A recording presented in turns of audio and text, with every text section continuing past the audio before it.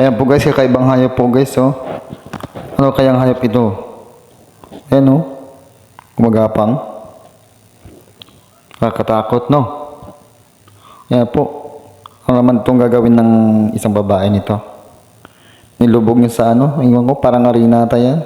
Botik. Ayan po naman ang ginagawa itatang, oh.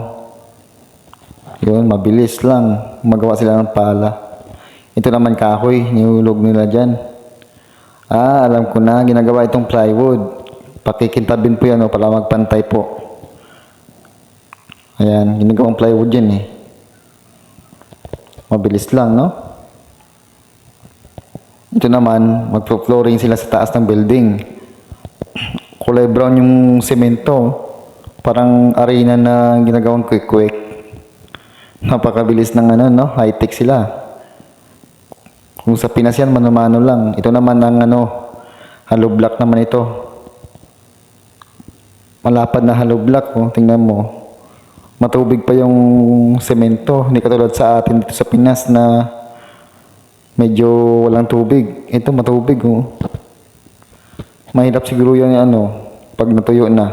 Didikit yan sa hulmahan. Ang galing niya, no? Ang lapad ng hollow block.